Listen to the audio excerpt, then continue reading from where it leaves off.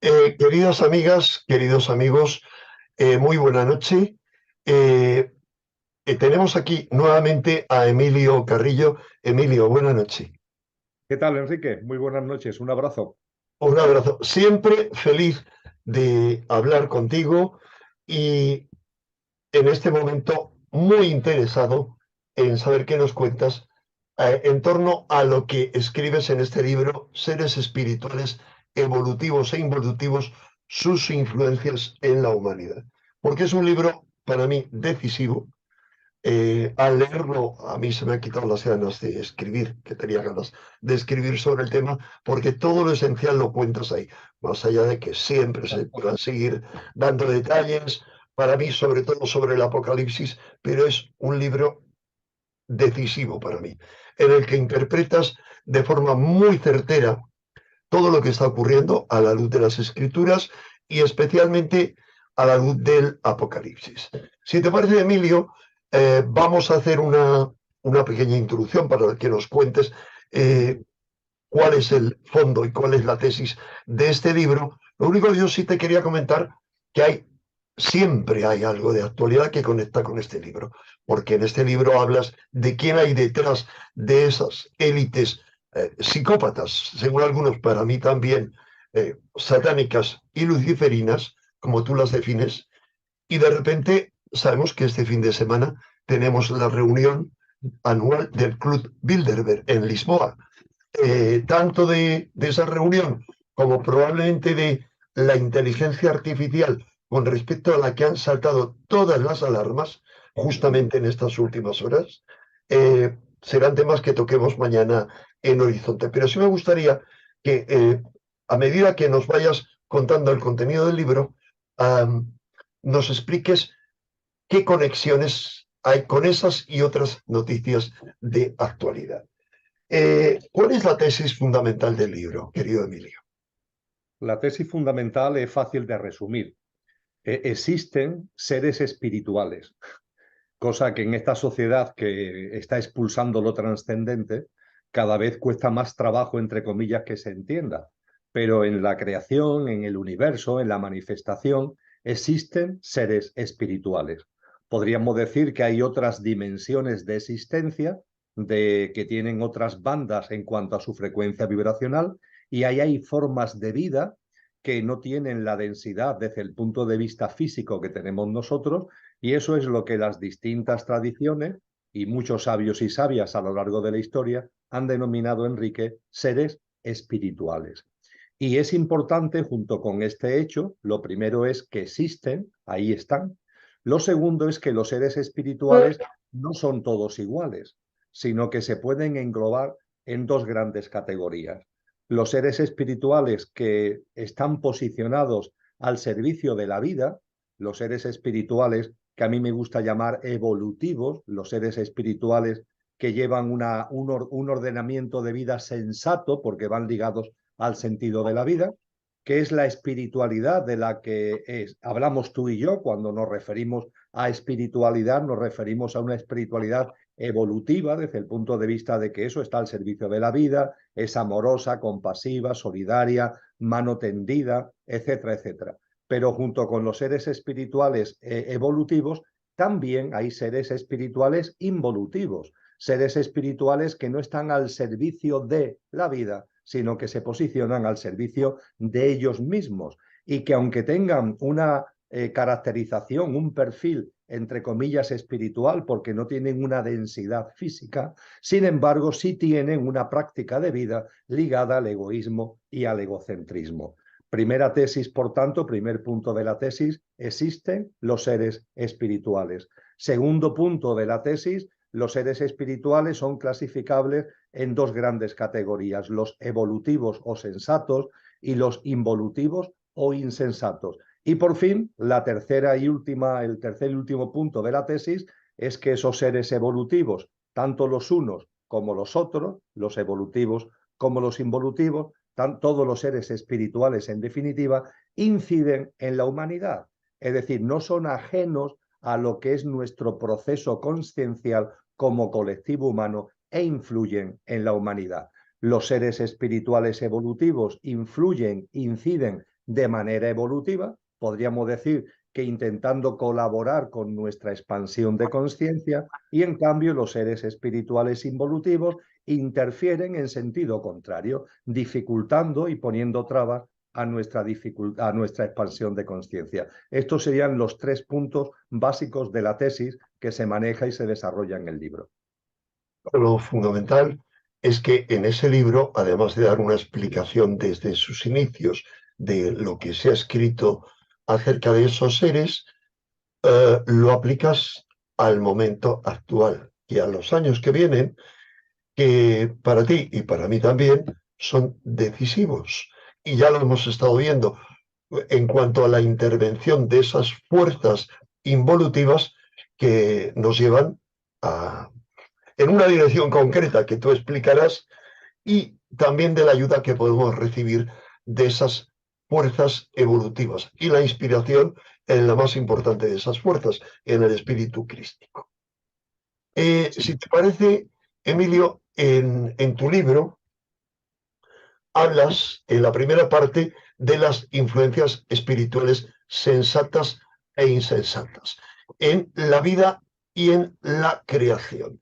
¿Nos puedes ampliar, por favor, esto? Porque tú pones un símil que para mí es perfecto. Yo lo puse también hace mucho tiempo, 35 años, en un artículo muy interesante donde hablaba de la teoría de la conspiración, cuando nada más que la CIA hablaba de teóricos en la conspiración, y donde acuñé por escrito el término conspiranoicos, ponía el ejemplo del yin y el yang como 2 fuerzas necesarias que iban marcando la evolución de la humanidad. ¿Nos puedes hablar de esto, por favor? Ciertamente, la simbología en torno al yin y al yang explicita muy bien de una forma gráfica lo que está en el trasfondo de la existencia de estos seres espirituales sensatos o evolutivos y los insensatos o involutivos. Me explico. En la tradición oriental hay un término que yo creo que es muy conocido en Occidente, que es el término Tao, T-A-O, el Tao.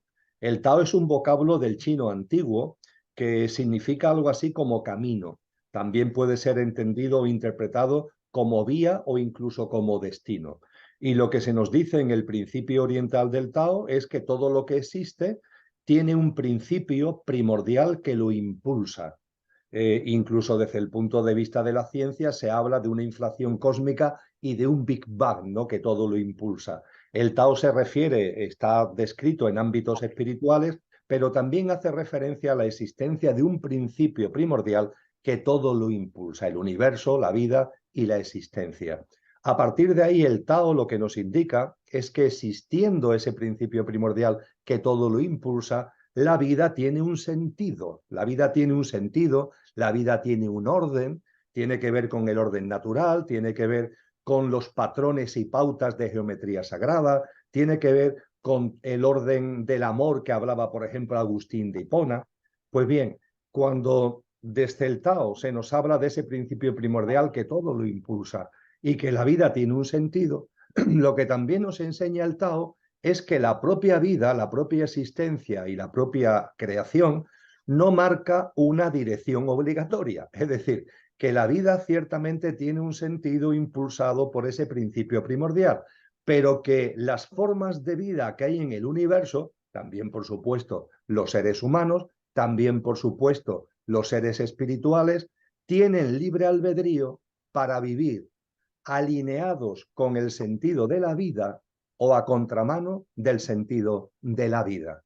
Si vives alineados con el sentido de la vida, es una vida de servicio a la vida, es una vida, como apuntábamos antes, de la mano de lo evolutivo, tiene que ver con la empatía, tiene que ver con la comprensión, tiene que ver con la compasión, tiene que ver con la solidaridad, etcétera, etcétera, etcétera. En cambio, cuando te pones a contramano del sentido de la vida, el egoísmo, el egocentrismo, el servicio a ti y a ti mismo es lo que prima.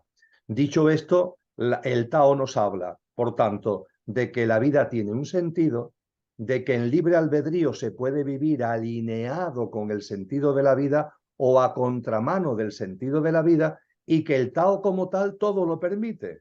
Es decir, curiosamente, y para romper esquemas mentales de dualidad, aunque hay un sentido de la vida, se puede vivir también a favor o a contramano de ese sentido. Y la simbología del yin y el yang que tú nos recordabas, esto lo explicita maravillosamente el significado profundo del Tao, porque el yin y el yang, como todos sabemos, es un círculo. Es decir, todo lo integra, pero ese círculo tiene una parte blanca y tiene una parte negra, pero están integrados en el mismo círculo ambas partes. Y dentro de la parte blanca hay un punto negro y dentro de la parte negra hay un punto blanco para romper todavía más la dualidad. Por tanto, de lo que estamos hablando es de un orden donde hay un sentido de la vida y donde cada forma de vida tiene libre albedrío para alinearse o ir a contramano, aunque eso evidentemente tiene repercusiones. Cuando una forma de vida se alinea con el sentido de la vida, todo es más sencillo, todo se va articulando de una manera más fácil, por decirlo de algún modo. En cambio, cuando una forma de vida, como le ocurre en este caso a los seres espirituales involutivos, se posicionan a contramano de la vida, al servicio a sí mismo, se va a contracorriente y la contracorriente conlleva para la forma de vida que se sitúa contracorriente, significa esfuerzo, significa dificultades, significa ir por la vida como yendo cuesta arriba continuamente, dicho coloquialmente, con la lengua fuera, y además como el ir a contramano de la vida es el servicio a ti y olvidándote de los demás, suele conllevar dolor y sufrimiento para las otras formas de vida. Así que efectivamente, y para concluir, querido Enrique, el yin y el yang, como tú muy bien has recordado, recoge muy maravillosamente, ¿no?, todo lo que tiene que ver con este principio del Tao y con cómo el Tao es capaz de englobar tanto lo sensato y lo insensato de la manera que acabo de resumir. En este libro, Seres espirituales evolutivos e involutivos, lo que explicas es que a lo largo del devenir evolutivo hay un predominio de las fuerzas sensatas. Bueno, a mí eso me ha hecho pensar, yendo más profundo lo he comprendido, pero podríamos decir, y sin embargo, en la historia conocida hay excesivos episodios de insensatez, es decir, guerras continuas y una tensión por la supervivencia constante que no solo nos lleva al servicio a sí mismo, a la creación de la familia, de la propiedad privada, del Estado, a la destrucción de todo lo que podía aportar un equilibrio, como eran las primitivas sociedades matrilineales, que no eran matriarcales en sí, pero donde había, digamos, eran más libertarias dentro de un orden. Y por el contrario, no recordamos más que guerras. ¿Nos puedes, por favor, explicar esto? Ciertamente, si acudimos a la teoría de sistemas, que la utilizo en esa parte del libro para explicar esto, cuando hay una fuerza evolutiva y otra involutiva, si analizamos la creación, si analizamos la vida, el universo está en permanente expansión, la vida está en permanente desarrollo y proceso evolutivo. Me refiero ya no solamente al tema humano, sino a la vida en general, A ¿no? nivel Con lo cósmico, que, por supuesto. efectivamente, con lo que hay que llegar a la conclusión de que la fuerza preponderante es evolutiva, si no ya el universo se hubiera contraído, como dice la ciencia, hace mucho tiempo. Ahora bien, que la fuerza preponderante sea la evolutiva no significa que no haya episodios donde lo involutivo toma la predominancia.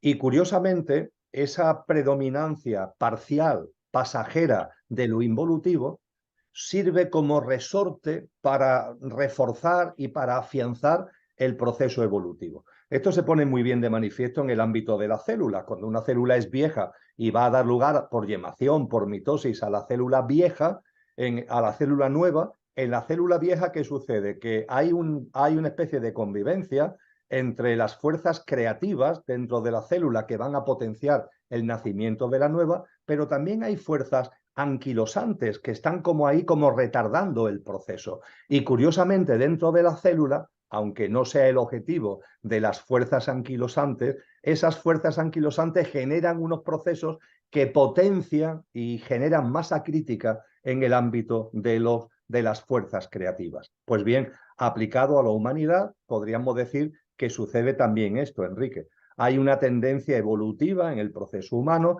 y sí es cierto de que hay una parte de la historia de la humanidad, una parte que ya lleva discurriendo en nuestro calendario varios miles de años, donde hemos asistido a una predominancia no de lo evolutivo, sino de lo involutivo, como ese momento en el que la célula que está llamada a dar lugar a la nueva célula, en nuestro caso, a una nueva humanidad, hay unas fuerzas anquilosantes que están ahí actuando para retardarlo, y eso es lo que estamos viendo desde hace ya varios milenios en el ámbito humano, que esas fuerzas están ahí.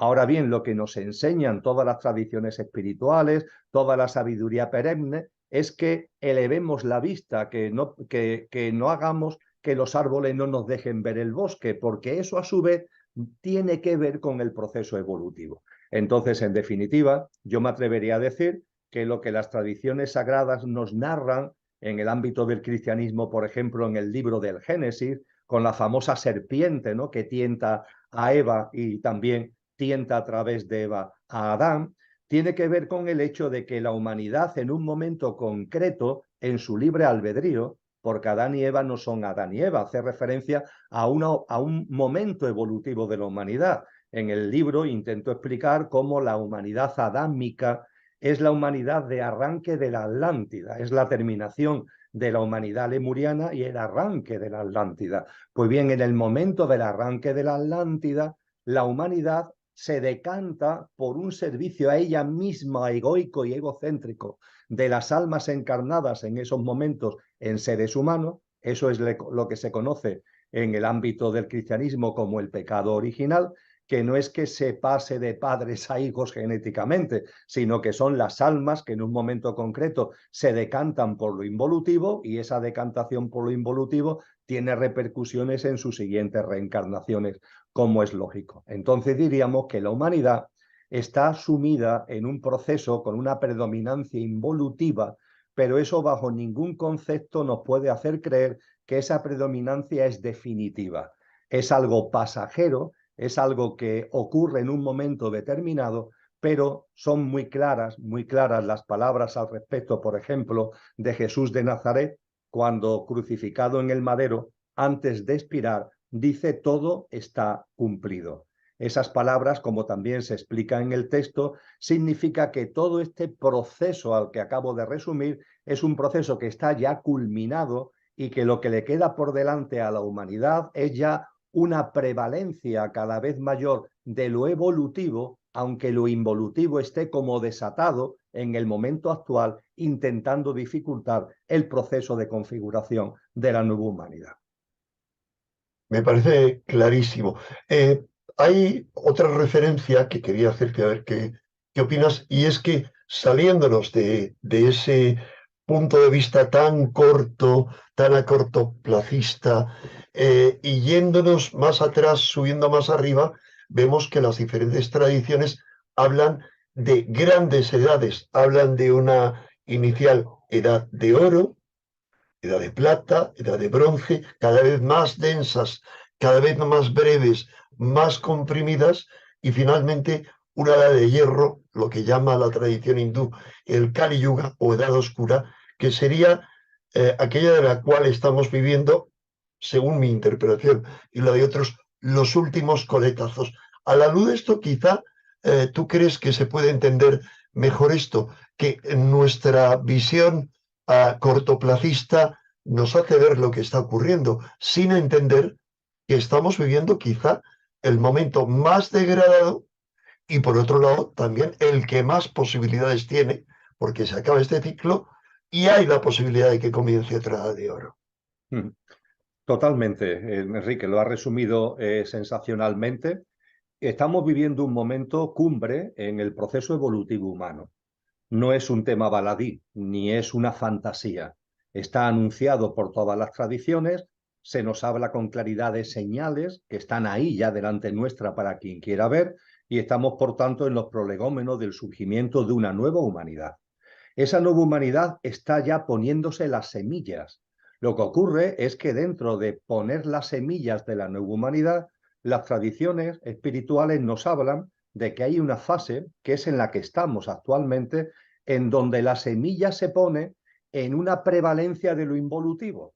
Y claro, cuando se quiere poner la semilla de lo evolutivo, es decir, de una nueva humanidad, como modestamente tantos seres humanos estamos intentando hacer con nuestra práctica de vida en estos momentos, cuando intentamos poner una semilla evolutiva, el plantar la semilla y el ser partes activas de la configuración de la nueva humanidad, y se hace en un contexto que va como a contracorriente, en un contexto de dificultad, en un contexto de predominancia de lo involutivo, eso a nosotros mentalmente nos parece desagradable y nos gustaría que fuera de otra manera. Y hay que entenderlo en clave humana. Ahora bien, desde un punto de vista de discernimiento, no se nos debería olvidar el enorme peso que tiene, la enorme fuerza que tiene el poner una semilla cuando el viento está en contra. Esa semilla es mucho más fuerte, esa semilla tiene mucha más potencia. Y eso es precisamente lo que venimos haciendo en este contexto humano, todos los seres humanos que de corazón y de alma queremos aportar en el servicio a los demás y en el servicio a la humanidad y a la tierra en su conjunto, queremos aportar lo mejor de nosotros mismos. Repito, el poner la semilla de lo evolutivo, como estamos haciendo o intentamos hacer muchos seres humanos, cuando las circunstancias van en sentido contrario, porque hay una predominancia pasajera de lo involutivo, da a esa semilla mucha más fuerza y mucha más potencia. Lo que nos dicen las tradiciones es que tengamos paciencia, porque va a llegar un momento de cambio de ciclo, de final de esta generación humana, donde hay una predominancia de lo involutivo, la aparición de una nueva generación humana donde ya esa predominancia no estará, y ahí seguiremos poniendo la semilla, pero ya en un contexto de una generación humana donde todas esas resistencias, donde todas esas interferencias involutivas no estarán presentes, y eso dará lugar, será ya el preámbulo a la aparición, al surgimiento de la nueva humanidad en la tierra restaurada de la que nos hablan todas las tradiciones.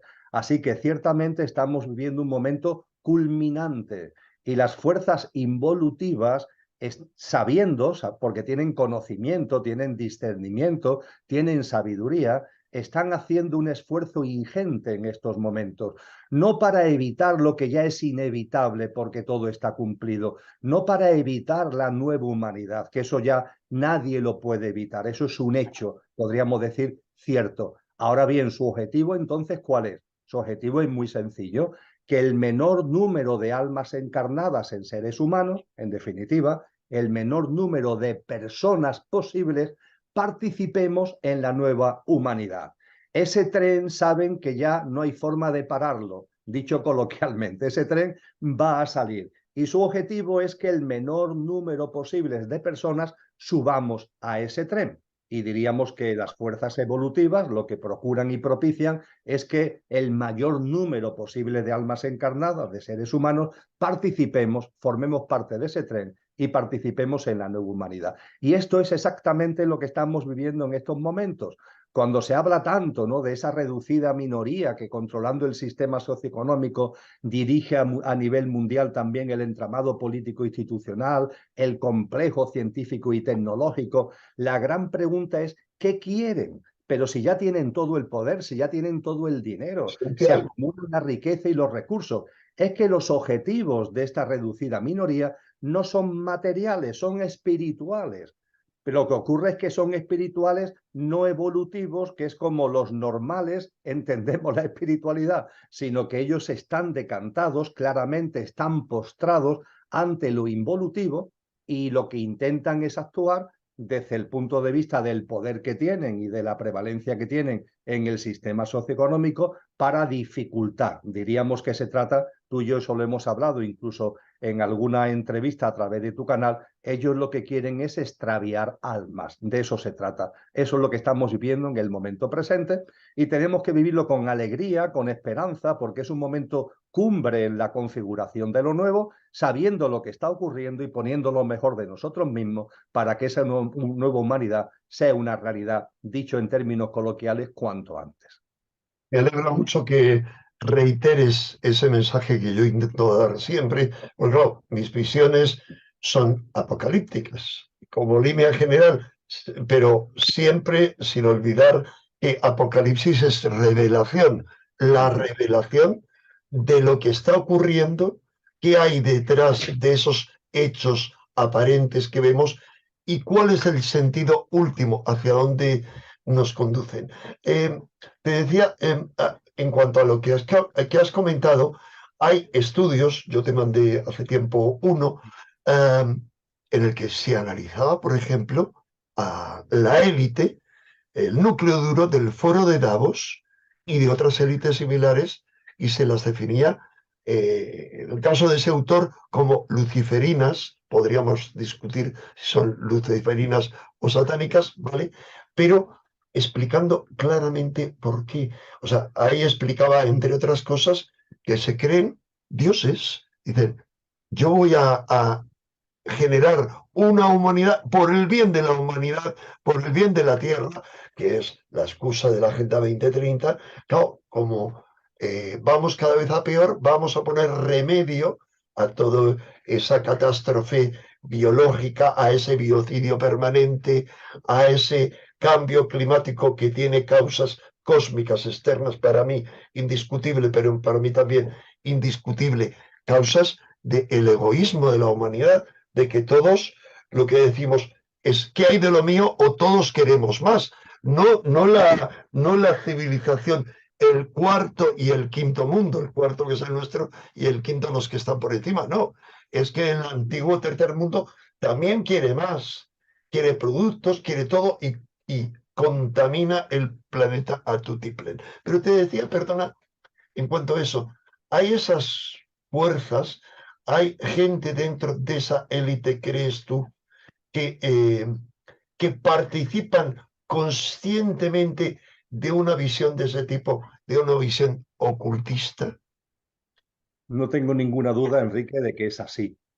Eh, Personalmente entiendo que estamos hablando de un núcleo duro, muy reducido, cuando hablamos de esa minoría que controla el sistema socioeconómico y a través de lo socioeconómico el entramado político institucional y el complejo tecnológico y militar. Estamos hablando de no más posiblemente de 50 personas, Enrique. Estamos hablando de 40 o 50 personas. Cuando se mezclan los datos que tenemos de personas físicas y los paquetes accionariales de las grandes corporaciones que dominan la economía mundial, tenemos o englobamos a unas pocas decenas de personas. Esas pocas decenas de personas se caracterizan porque guardan muy bien su identidad, es decir, no tienen ningún deseo de fama ni de ser conocidos. Para eso utilizan al círculo siguiente. Es decir, cuando nosotros pensamos en los poderosos, pensamos en nombres y apellidos que no pertenecen a ese núcleo duro, sino al círculo de influencia de ese núcleo duro para actuar hacia afuera. Diríamos que hay un círculo cero y nosotros conocemos al círculo 1. Pero claro, conociendo cosas del círculo 1, sabemos cosas del círculo 0 indirectamente, porque ese círculo 1 está al servicio del círculo 0. Y sabemos, tenemos datos ciertos, de que personas que pertenecen a ese círculo 1 tienen estas creencias espirituales involutivas y participan en ceremonias, en rituales de adoración y de devoción y de reverencia a estas formas espirituales involutivas. Me gusta recordar que la plataforma Wikileaks hizo ahí un trabajo muy importante porque no solamente difundió documentos durante muchos años, sino que nos ofreció una enorme cantidad de correos electrónicos, muchos de ellos de personas de este círculo 1, en donde esos correos electrónicos... De Hillary Clinton o de Por ejemplo, y es el el caso de Hillary Clinton y su jefe de gabinete, que quedaron perfectamente retratados, que se citan en sitios concretos y específicos para adorar a esos seres espirituales involutivos que ellos lo denominan con nombres curiosamente de la época sumeria. Es decir, no hablan de Satanás, por decir un caso, sino que utilizan terminología, aunque es la misma figura sus de la... dioses, sus dioses. O sea, ellos nunca aceptarán que son los diablos, sino los dioses, que eso sería otro tema. Con toda probabilidad eran dioses y dueños de la humanidad y origen de las monarquías. pero bueno, ese es otro tema. Fíjate, Enrique, que ahí hay un hecho que tenemos en los evangelios cristianos, en varios de ellos, que es cuando Jesús de Nazaret, después del bautizo en el río Jordán, se retira 40 días y 40 noches al desierto. Se narra en los textos cristianos que ahí se le presenta Satanás, podríamos decir que es el líder en este plano en el que estamos de las fuerzas involutivas, y le hace unos determinados ofrecimientos. Uno de los 3 ofrecimientos que le hace es que lo sube un monte muy alto y le dice Satanás a Jesús: aquí están todos los poderes y riquezas de la tierra. Lo pongo ante ti, pueden ser tuyos, le dice Satanás a Jesús. Serán tuyos si te postras ante mí. Serán tuyos si te postras ante mí. Jesús no se postra ante él y le responde quitándoselo de en medio, por decirlo de una manera directa y coloquial. Ahora bien, cuando hablamos de ese núcleo duro, reducido que domina actualmente el sistema socioeconómico, estamos hablando de seres humanos que se han postrado ante él, se han postrado ante él y reciben precisamente lo que Satanás le ofrece a Jesús de Nazaret, los poderes y las riquezas de este mundo, porque se han postrado ante él. Y estos seres espirituales involutivos, tú lo decías antes y brevemente quiero subrayarlo nuevamente ahora, su comportamiento puede ser definido, lo que le lleva a su egoísmo, a su egocentrismo, es una enorme soberbia, un enorme orgullo. De hecho, si analizamos la espiritualidad humana, la espiritualidad entre nosotros, podemos comprobar, Enrique, tú y yo conocemos muchos personajes que ha sucedido eso, que la evolución espiritual tiene como una última prueba, que es precisamente el orgullo y la soberbia. ¿Cuántas personas conocidas, que, con nombres y apellidos que son conocidos actualmente, no han evolucionado espiritualmente y en un momento determinado han descarrilado? Y han descarrilado porque se lo han creído. Se han creído que son algo, se han creído que son maestros, se han creído que los demás tienen que estar como por debajo, que ellos tienen una posición que exige de los demás una reverencia. Pues bien, esto que aplicamos, estamos viendo en lo micro de la espiritualidad humana, es aplicable a lo macro, porque lo que es arriba es abajo y lo que es abajo es arriba. Y en la espiritualidad global, estos seres espirituales involutivos, lo que han hecho es, desde la soberbia y el orgullo, darle la fuerza, y a mí me gusta resumirlo así, darle la vuelta a esa preciosa frase del místico sufi Al-Halal. Él dijo: Dios es yo.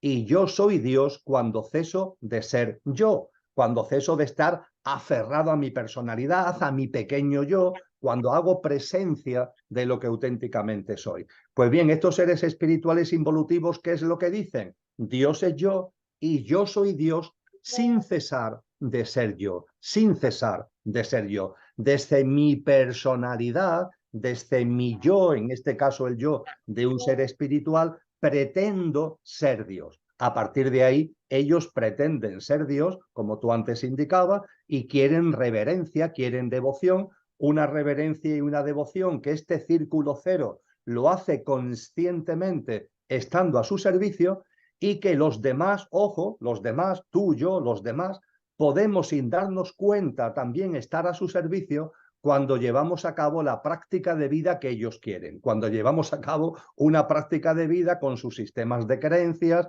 con sus pautas de vida, que son egoicos, que son egocéntricos, que son materialistas, sin darnos cuenta también estamos siguiéndole la corriente. Pero ciertamente este sistema está controlado por un grupo reducido de personas que tienen unas creencias espirituales involutivas y que están al servicio de estos seres que saben que no pueden parar la generación de la nueva humanidad, pero que están empeñados en que el menor número de personas posible subamos a ese tren y seamos partícipes de la nueva generación humana.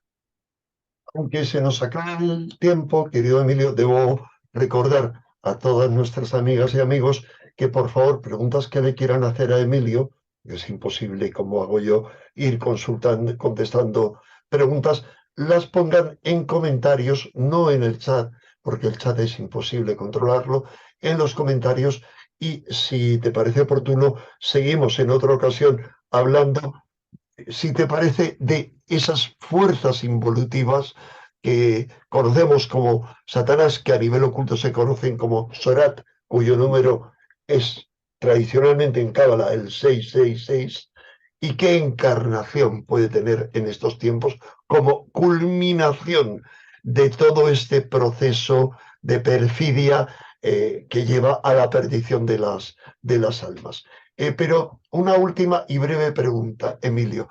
Um, Hay mucha gente, es algo que a mí me inquieta, pero puede que sea solamente a mí. Claro, yo he tenido la fortuna, al igual que tú has tenido la fortuna, la experiencia de tener que navegar en ese lodo de la política y por lo tanto conoces personalmente a algunos de esos que están sirviendo a las fuerzas maléficas. Yo he tenido también la fortuna, mi experiencia, de estar en escuelas esotéricas y ver de repente cómo había maestros que, siguiendo eso que tú has dicho, el ego, el servicio a sí mismos, se pasaban totalmente a la oscuridad, algo que hace mucho me hizo descontar. Pero hay gente que de repente todo lo que suene a ocultista es negativo. La masonería, horrible, es el demonio, es el que lo controla todo, sin saber que es un vehículo, como lo son las iglesias cristianas también. Eh, una reflexión breve sobre esto. Dicen eso, al igual que de repente dicen, si alguien promociona el vegetarianismo como tú, o el cuidado de la naturaleza, está sirviendo a la Agenda 2030. Una reflexión mínima, por favor. La reflexión viene del discernimiento. La Madre Tierra, todas las tradiciones nos dicen que es nuestra gran aliada en el proceso de configuración de la nueva humanidad. El cristianismo, por ejemplo, siempre que habla de nueva humanidad, nos habla de la nueva humanidad en una tierra restaurada. Y lo que se está haciendo desde lo involutivo es atacar lo más posible, no solamente a los seres humanos queriendo extraviar nuestras almas, sino atacar también a la Madre Tierra, total y absolutamente. Con lo que desde un punto de vista espiritual, evolutivo, tenemos que estar atentos a ambas cosas, a nuestra práctica de vida como personas y también a esos intentos de interferir, de alguna forma dañar el papel tan importante que la Madre Tierra y todos los reinos de la naturaleza como aliados de la humanidad para la configuración